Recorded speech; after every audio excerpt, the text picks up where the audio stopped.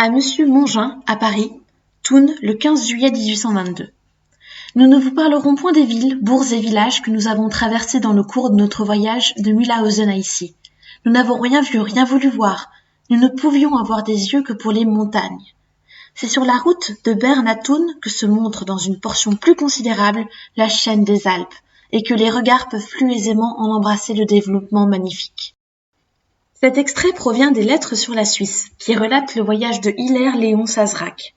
Ce voyageur part de Mulhouse pour voir les montagnes suisses et relate son périple à ses connaissances. Les 5 volumes ont été publiés entre 1823 et 1832. Les lettres sont accompagnées de vignettes et de vues pleines pages. C'est Villeneuve, un ami de l'auteur, qui les a dessinées, et Engelmann qui les a lithographiées dans son atelier parisien. Les récits de voyage sous forme épistolaire étaient à la mode. Au XIXe siècle, voyager n'était pas simple.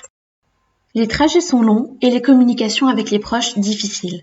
La lettre de voyage a donc plusieurs objectifs. Rassurer, mais aussi instruire sur les mœurs et coutumes étrangères, et enfin édifier, c'est-à-dire influer moralement sur son destinataire, notamment avec des réflexions bien choisies sur ce qui est observé en voyage. Il n'était pas rare ensuite que les échanges soient reconstitués et publiés. Il est important de rappeler que la Suisse attirait beaucoup de voyageurs. Après les marchands et les scientifiques désireux d'étudier la nature et la montagne, le XVIIIe siècle marque le début des voyages initiatiques. Les jeunes gens effectuaient en effet le grand tour afin de compléter leur éducation et faisaient étape en Suisse pour découvrir les Alpes et la grandeur de la montagne. Les premiers hôtels de montagne apparaissent d'ailleurs dès 1815. Ce voyage-là est dans la lignée des précédents, admirer et s'émerveiller devant les montagnes suisses. D'ailleurs, les montagnes se trouvent dans la grande majorité des illustrations, comme ici, où elles forment un majestueux arrière-plan. Il y a 5 parties dans le récit de Monsieur Sazerac. L'Oberland bernois, l'ancien évêché de Bâle, le lac des 4 cantons, le lac de Genève et le Valais, et enfin la route du Simplon. Nous vous emmenons maintenant vers le lac de Genève qui mêle montagne et paysages aquatiques, et le canton du Tessin pour ses influences méditerranéennes. Les touristes passent par Lausanne, dont on voit ici la cathédrale et le château Saint-Mère surplombant le lac, mais ils ne sont pas très enthousiasmés. La ville est tout en montée et en descente, ce qui n'est guère pratique. Les auteurs poursuivent ensuite leur chemin, reprochant au passage aux murets des vignes du Lavaux de leur masquer la vue sur le lac. Quelle différence avec la situation 200 ans plus tard, où ce même paysage de vignes en terrasse et de murs de pierre est classé au patrimoine mondial et fait le bonheur des photographes. Aucune vue de ces vignes décevantes ne figure donc dans le livre. Le lac représenté par Villeneuve est paisible, surmonté de montagnes. Nous sommes ici sur la frontière entre la Suisse et la France, comme permettent de le comprendre les montagnes de la rive française qui surplombent la vue. La planche représentant le village de Meillerie est intéressante à plus d'un titre. De beaux bateaux sont posés sur la surface plane du lac. Ce sont des barques de Meillerie, aussi appelées barques du Léman. Ces bateaux à fond plat servaient à transporter des matières premières lourdes et pouvaient supporter jusqu'à 180 tonnes. Villeneuve a choisi de les représenter avec leurs voiles en oreilles, terme de marine pour des voiles orientées en ciseaux. Le dessinateur ne négligeait pas les monuments historiques les plus célèbres. Le château de Chillon, du XIIe siècle, est ainsi représenté. Ce château avait déjà frappé Lord Byron 13 ans plus tôt, au point qu'il lui consacre un poème. D'autres artistes comme Hugo, Courbet, Turner s'intéresseront à ce monument. Il est possible que Villeneuve ait à son tour souhaité contribuer à la dimension romantique du château. Il a créé un lac démonté, peu crédible, surtout avec ce beau temps. Enfin, Genève a droit à une représentation, mais de loin, de très loin même.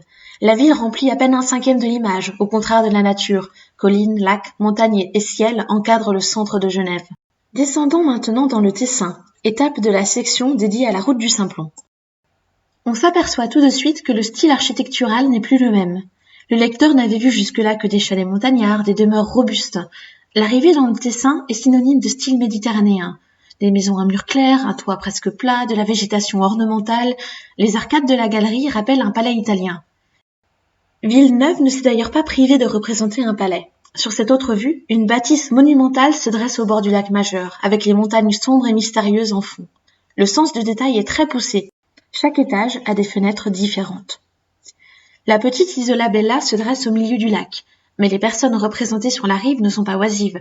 Des pêcheurs s'affairent et une des femmes regarde le dessinateur, le lecteur de l'ouvrage faisant ainsi happé dans la scène.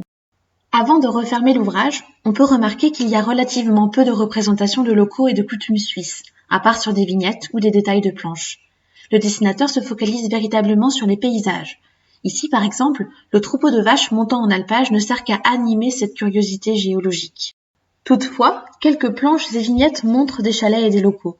Ici, des enfants en train de jouer et debout en pleine bagarre au pied d'un splendide chalet traditionnel. Sur cette gravure-là, des femmes sont allées s'approvisionner en eau à une fontaine. Cette fontaine est ornée d'une statue de Guillaume Tell, héros symbole d'une identité nationale ancestrale. La fontaine est surmontée d'une maison en ruine. Les ruines sont assez fréquentes dans les gravures de ce livre et constituent un héritage du romantisme. On arrive ici à une unique représentation de coutumes et savoir-faire suisses. Un intérieur de chalet, donc aucune possibilité de représenter des montagnes ou la nature. Ce type de représentation n'est pas la spécialité de Villeneuve. Même si les deux personnages sont au centre de la pièce, la légende précise seulement qu'il s'agit de l'intérieur d'un chalet et ne dit rien du métier ou de l'activité des hommes représentés. On ne peut que supposer qu'il s'agit bien d'un fabricant de chaudrons. Laissons les mots de la conclusion à Monsieur Sazerac. La Suisse mériterait d'être visitée, quand même elle ne serait point la contrée la plus pittoresque de la terre. On ne doit pas se montrer moins jaloux d'y chercher des leçons et d'y recueillir des souvenirs, que de décrire les sites enchanteurs de ses vallées et la sévère majesté de ses montagnes. Mais si l'écriture suffit à la mémoire des faits, le secours du dessin ne sera pas inutile aux descriptions. Le crayon le plus ordinaire présente au premier aspect un ensemble dont les mots ne peuvent reproduire les parties que les unes après les autres.